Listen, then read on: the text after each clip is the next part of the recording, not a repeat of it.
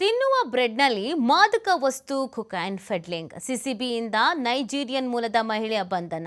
Nigeria ಮೂಲದ ಒಲಿಜೆಡಿ ಎಸ್ತಾರ್ ಬಂಧಿತ ಫೆಡ್ಲರ್.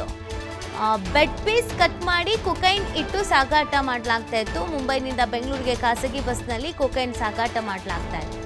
65 ಲಕ್ಷ ಮೌಲ್ಯದ 120 ಗ್ರಾಂ ಕೊಕೈನ್ ವಶಕ್ಕೆ ಪಡ್ಕೊಂಡಿದ್ದಾರೆ ಸಿಸಿಬಿ.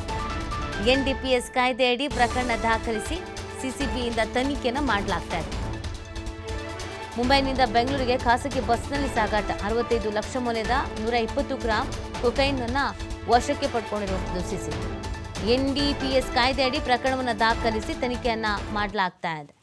ಬೆಡ್ ಪೀಸನ್ನು ಕಟ್ ಮಾಡಿ ಕೊಕೈನ್ ಇಟ್ಟು ಸಾಗಾಟ ಮಾಡಿದ್ದಂತೆ. ನೋಡಿ ಯಾವ್ಯಾವ ರೀತಿಯಲ್ಲಿ ಇವರು ಸಾಗಾಟ ಮಾಡ್ತಾ ಇದ್ರು, ಸಾಗಾಟ ಮಾಡೋದಕ್ಕೆ ಏನೇನು ಮಾರ್ಗವನ್ನು ಅನುಸರಿಸ್ತಾ ಇದ್ರು ಅನ್ನೋದು ಗೊತ್ತಾಗ್ತಾ ಇದೆ.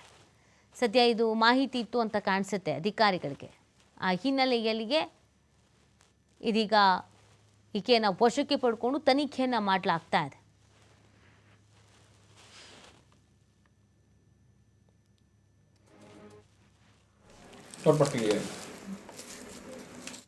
CCB ಕಡೆಯಿಂದ 1.20 crores 121 grams ಕೊಕೇನ್. ಇದು ಒಬ್ಬ ಫಾರಿನ್ ನ್ಯಾಷನಲ್ ಲೇಡಿ ಇದ್ದಾರೆ, ಅವಳ ಕಡೆಯಿಂದ ರಿಕವರಿ ಆಗಿದೆ. ಈ ಪರ್ಟಿಕ್ಯುಲರ್ ಲೇಡಿ ಅವರು 2024 ಡೆಲ್ಲಿ ಲ್ಯಾಂಡ್ ಆಗಿದ್ದರು ಸ್ಟೂಡೆಂಟ್ ವೀಸಾದಲ್ಲಿ. ಮತ್ತು ಕಾಯಮಾಗಿ ಅವರು ಮುಂಬೈಯಲ್ಲಿ ವಾಸ ಮಾಡ್ತಿದ್ರು.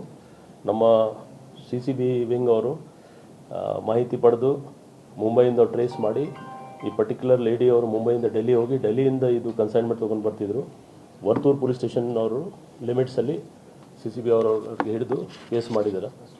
ಟೋಟಲ್ ವ್ಯಾಲ್ಯೂ 1.20 crores ಇದೆ. ಕೊಕೇನ್ ಇದು ತುಂಬ ಒಳ್ಳೆ ಕ್ವಾಲಿಟಿ ಇದು ಇದೆ ಅಂತ ನಮ್ಮ FSL ರಿಪೋರ್ಟ್ ಪ್ರಕಾರ ಬಂದಿದೆ. ಡ್ರಗ್ಸ್ ಇನ್ನೊಂದು ಕೇಸ್ ಜಾಲಹಳ್ಳಿ ಪೊಲೀಸ್ ಸ್ಟೇಷನ್ ಲಿಮಿಟ್ಸಲ್ಲಿ ಆಗಿದೆ. ಇದರಲ್ಲಿ 247 ಗ್ರಾಮ್ ಹರ್ಡು ಗಾಂಜಾ ಮತ್ತು 19 ಗ್ರಾಮ್ಸ್ MDMA, ಟೋಟಲ್ 26.90 lakhs.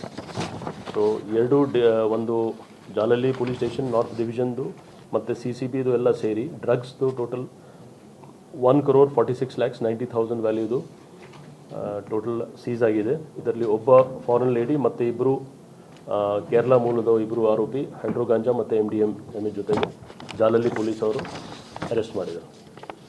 ಇನ್ನೊಂದು ಪ್ರಕರಣದಲ್ಲಿ CCB ಕಡೆಯಿಂದ 1.20